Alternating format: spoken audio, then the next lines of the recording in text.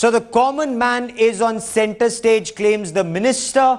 The question we are asking, has Suresh Prabhu offered a rail budget for the 21st century? And let me put that question to a panel of experts on the broadcast. We have former Railways Minister Dinesh Trivedi. He joins me on the broadcast. Also with us is Nalin Kohli. Nalin represents the BJP on the broadcast. With us also is Gaurav Gogoi of the Congress Party. Also with us is KC Jaina, former chairman of Railway Board, and Vivian Fernandes is a senior journalist. The first question is for the former Railways Minister Dinesh Trivedi.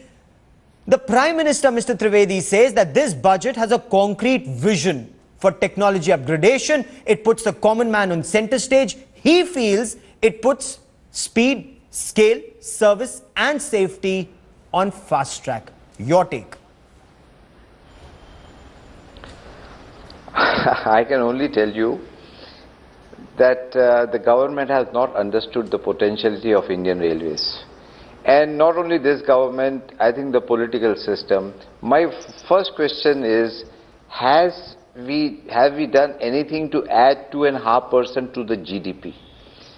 You have given a lot of promises, a lot of hopes, a lot of aspiration, but everything needs finances. Yes. You know, it's like telling that you please come over for dinner, I'm going to give you pulao, I'm going to give you biryani, I'm going to give you this, that. But where are the things which are going to buy these kind of stuff which is required for a good meal? Okay, so what are the ingredients required that is not there in this budget, Mr. Trivedi? What are those ingredients for a good meal? That is the resource, money. Where is the money going to come from? And let me tell you, in a setup which is struggling for finances like Air India, which businessman in his right senses is going to invest? So in short, every railway in the world is invested by the government. A huge amount of 70, 80 and countries like China and Japan, 100% of investment in the infrastructure comes from the government, and that infrastructure in return adds to the GDP growth of the country. So railway becomes a catalyst. I don't think so any such idea, and I feel sorry for my friend Suresh Prabhu. He has just taken over, but the fact is he did not get the kind of help. He should have gotten it from the government. So that's very little he could have done. Respond to this, Nalin. Prabhu ki maya hai is what Dinesh Trivedi said a short while back. Where will the money come from?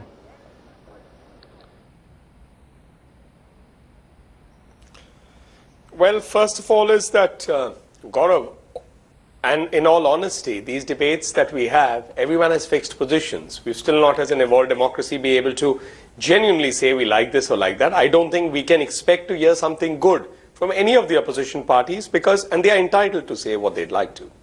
Second point is, where will the money come from? This budget, this railway budget in particular, is clearly directional. It brings a white paper. It has already presented, he has presented the railway budget, and it talks of a vision to 2030.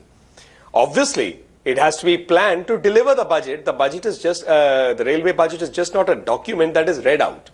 And when he's putting out a 5-year vision and talking of a medium-term vision, this is just the first announcement of it. The steps have to be taken. Now let's come to the money aspect. For example, the coal block, different coal blocks auctioning has raised almost 1 lakh crores. Of course, they will go to the states.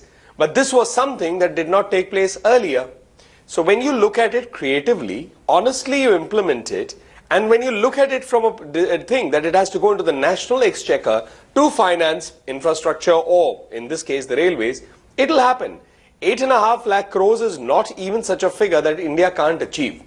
For example, taking the coal block as an example, that can raise maybe 10 lakhs, maybe 15 lakhs. Similarly, when the railways is talking about A, looking at multilateral agencies, B, looking at how it can monetize some things within its own structure, these are the options he has. Okay, and Mr. KC Jaina, Prabhu himself is a chartered accountant. Mr. KC Jaina, is this possible? And he understands the value of how a business has to be run, though the railways is not a business.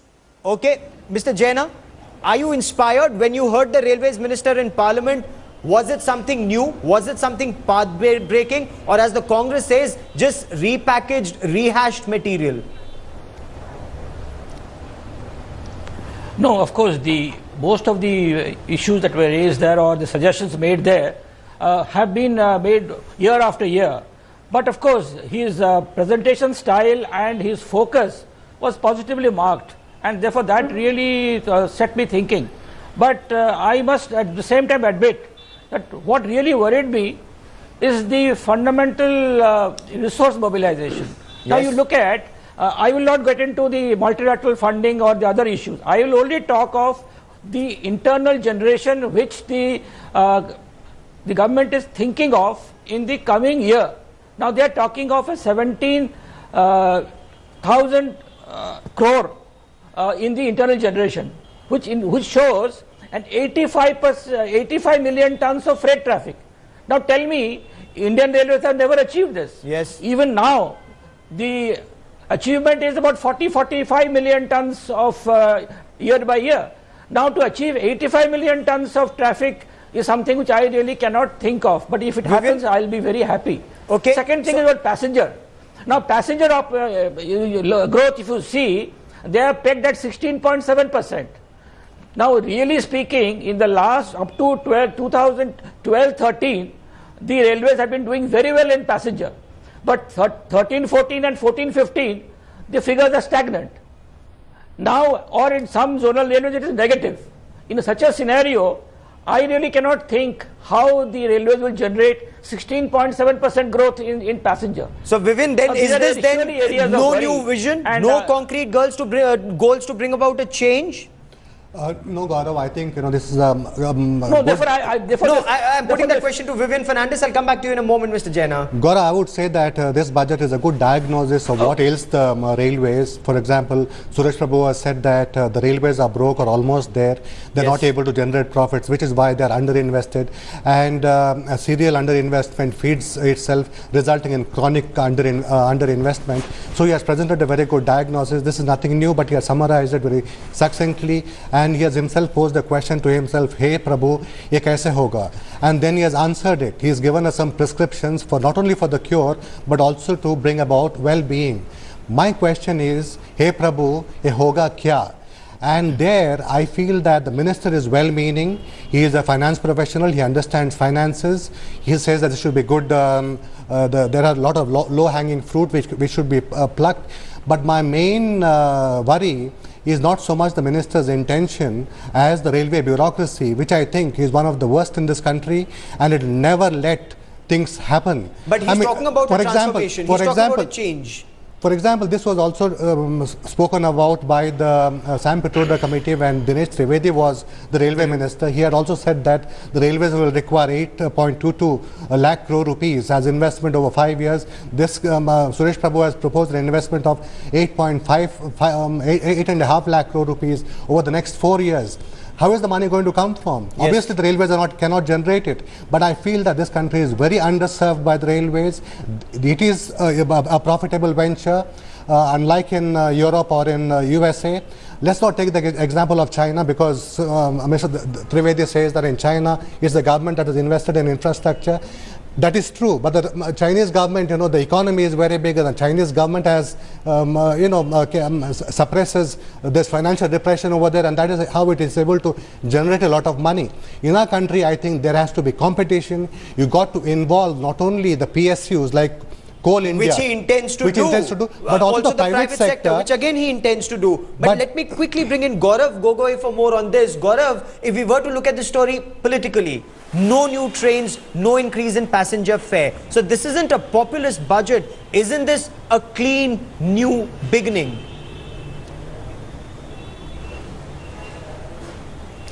I think we've come to a very familiar feeling with BJP proposals and schemes, that there are a lot of good sounding slogans and words and promises, but when it comes to the plans, we're left with a big zero.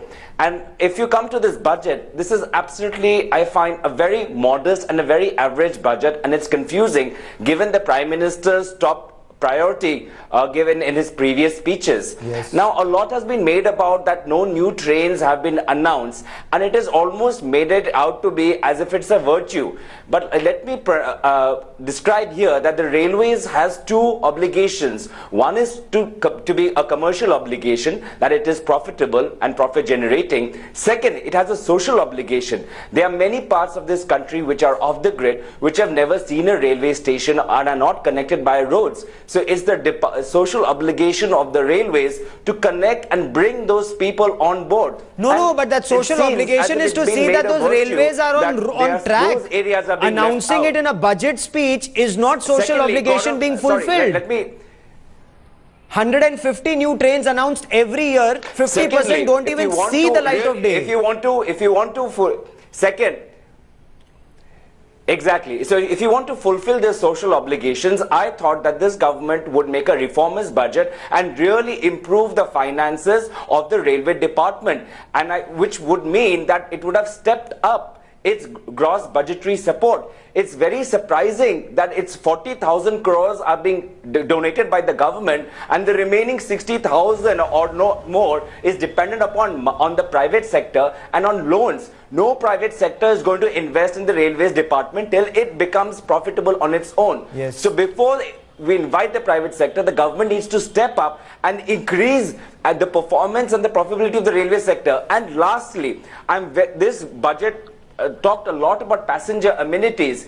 I'm not sure that after this budget, sees 6 or 7 months, will we see less overcrowding at stations? Will we see fewer deaths because of people being pushed out of Mumbai suburban trains? Will we see further decrease in injuries because of the gap between the platform and the railway door? Interesting points. Yes, that you bring out there. Dinesh Will we Trivedi, see that women harassment will be less because of CCTVs? So I don't think that there is much in terms of safety. There's not much in terms of profitability, and there's definitely not much in terms of the vision of railways department to be a commercial and a social entity. Okay, so you say it lacks vision. Dinesh Trivedi, Suresh Prabhu has the Prime Minister's blessings. The government is not bogged down by coalition pressures like several governments have been in the past. What did you expect of this budget that it lacks? No, I told you in my opening remarks that I have a lot of faith in the railway system. Indian Railways is an amazing organization, but it requires full support of the government, and no railway in the world can expand, survive without total government support. If in a setup government is not supporting, how do you expect the private sector to support? It's very, very clear. And in the bargain, what we are missing is addition of 2.5% to the GDP. As far as the new trains are concerned, please understand, a person living in the remote northeast area is part of our country, and he also wants to get connected. And if you say, oh, well done, you have not connected that guy, but this is separating our country. Please understand, the guy in the remotest area is as interested in the development of himself as you and me are. Secondly, when we talk so much about customer satisfaction and customer friendly. No, but in the past, in the past so many decades, how much effort was made to connect the northeast, and how much more attention was paid to giving additional lines to Bihar and Bengal and wherever the railways ministers came from? So we expect everything to happen out of just one budget? No, I can only tell you, because I'm not trying to make a brownie point or win a brownie point. As a railway minister, my first visit along with the board was Nagaland, where we had only 8 kilometers of railway line.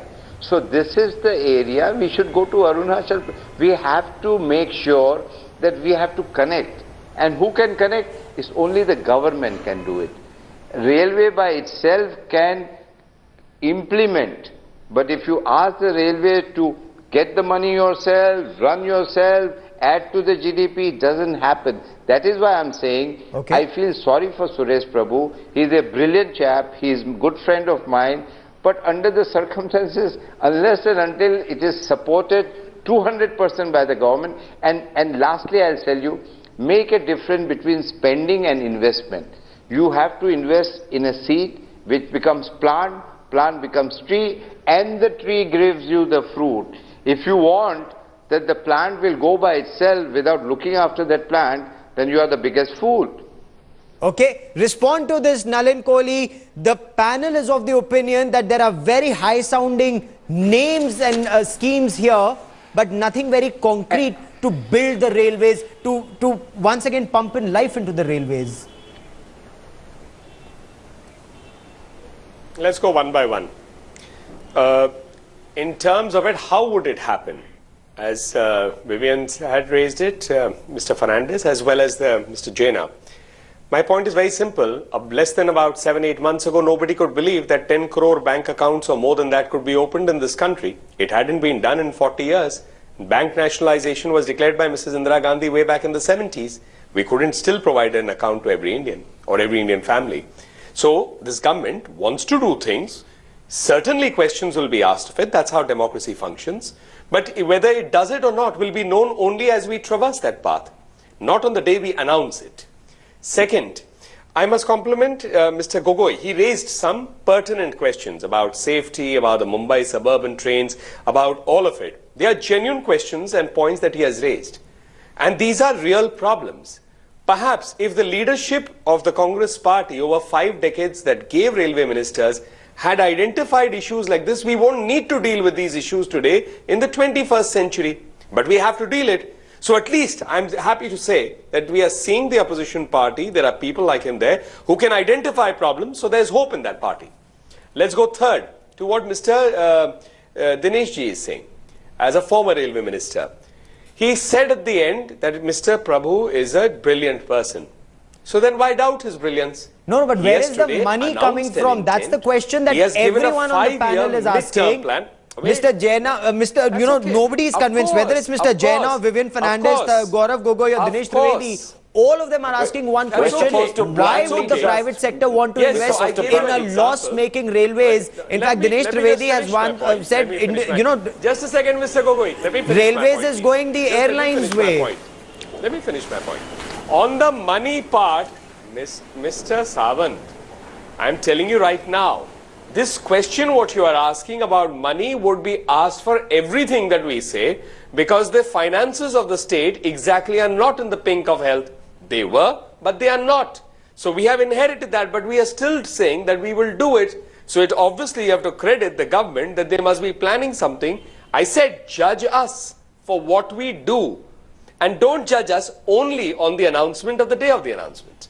Okay. That's a fair point, Vivian. Gaurav, what I'm saying is that the money is there. You got to create bankable projects. You got to put teams who can command respect. I'll give the example of Delhi Metro. Now, so long as the Metro was in the Railway Ministry, nothing was happening. You gave it to the Urban Development Ministry, and we have seen metros thriving across across the cities. Of course, they are not making money. Take the case of Konkan Railway. Again, it was given to a dedicated team. We can have certain teams. So is Suresh Prabhu the man? He can do it. For example, the dedicated freight corridor.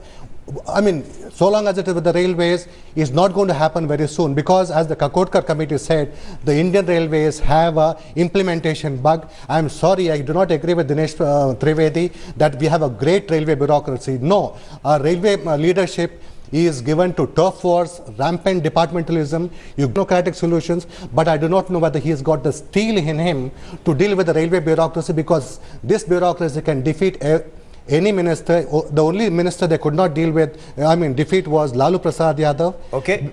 Because he was able to, he could understand how to run it. Okay. So I'm saying that the money is there. You got to create bankable projects.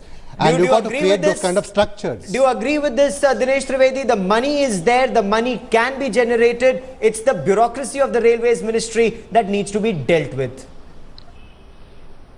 Very simple. I think we are talking with facts and figures. We are not talking up in the air. If the best intention, if Suresh Prabhu's operating ratio is close to 88, it means 89, let's say close to 90. So in 100 rupees only surplus you have is maybe 10-11 rupees. Yes. In the 10-11 rupees, how are you going to invest that money? How are you going to expand? How are you going to take care of your infrastructure and your depreciation? If there are See, good money projects, is very get important. the people, Please invite understand, the investors over we are there, talking create those with projects. facts and figures. Let's see if And Suresh facts Prabhu is and able to figures inspire are that with confidence us. in the investors. I think I can't have cross-talk, please. Oh, I completely agree with you. I talk one at a time. I completely agree with you. I just want to move on to another point. And Gaurav I Gogoi. have nothing against, I totally agree with Nalin Kohli, totally, that this stage has come because subsequent government has treated railway like a political carrot. Yes. Today the situation has come because all the governments, subsequent every government, so we have not looked after the railways, and that is why again I repeat, it is the obligation of the government to look after the railway. We are comparing with China and Japan. Even the Japan infrastructure was created by the government. It has, So it's in like that the road. connection, do you see a It's like the change water. in Suresh It has Prabhu's to be budget? created by the government. Dinesh Trivedi, do you see a change that Sorry? is this government also treating the railways as a political vending machine, or is this treating it differently? But no, I think, I personally feel, I'm sorry to say, this government, like any other government, have not understood the strength of the railway, and it is the investment. Please understand, investment will give you returns. You cannot have returns without investment, and railway requires investment. So Like is we there talk merit? about- Is there merit if when Vivian is Suresh talking- Prabhu says, Mr. Trivedi, when Suresh Prabhu says, I will get the money, there is LIC pension fund, there is surplus fund which is lying in this Gaurav, can country, I come in? I will take it on long-term investment. Does he make sense? I will tell you one thing, if Suresh Prabhu is looking from MP Lads Fund to finance the railway projects, That's then for I station think the railway development. is bankrupt. You don't have to go further. Yeah, but you don't have to go further. It is the stations which will give you investment. It is the railway stations which the private sector can invest. That is low-lying fruits. And that is the one you should encash. You don't have to ask the MP lads to put in money there. No. Okay. And that is where I feel that we have not understood the Indian railways. So each and every railway station, I guarantee you, can give you 100 crore. Okay. I know it because I had planned it. Unfortunately, I was not able to really carry on. Otherwise, in 1 year, my operating ratio would have come down to 84 in 1 year. Okay, Gaurav Gogoi, this ticket vending machine that will dish out unreserved tickets in 5 minutes, is that a good idea, or is this just another pipe dream in your opinion? See, what the Indian Railways right now needs is an overhaul in order to make it one of the best railway systems in the world. And going by Mr. Nalin Kohli's statement that judged by their performance, let us see what has happened in the last 1 year. After the hike in passenger fares, passenger earnings have only decreased. We've seen there's been a hike in freight rates. Now, railway freight is hardly 30% of the total market which goes on freight. Most companies now prefer roads in terms of transporting their goods, in terms of railways. Now, if you've increased the freight rates, I don't think you're making railways a more attractive alternative to roads. Secondly, by increasing the freight, the cost will now eventually come down to the consumers, the small entrepreneurs, the industries, farmers. Their cost of raw materials, fertilizers, urea, Fair point. Mr. Jaina, cost, transport costs for Mr. small Jaina, did industries, medium Suresh Prabhu, enterprises fair are going point, to go up. fair So I don't point. think Did Suresh they would Prabhu have lose really his made nerve? Railways an attractive vehicle for economic growth. Yes. It's only adding to the burden, and that's why I say it's a moderate, it's an underperforming budget. Okay, Mr. Jaina, we've talked about passenger fares. Now, of course, diesel prices are down. Many passengers thought perhaps, prices of tickets should also come down. But in a situation, if passengers want world-class facilities, they should be prepared to pay world-class prices. Should Suresh Prabhu have announced an increase in passenger fares to generate more revenue in a cash-starved railways, sir?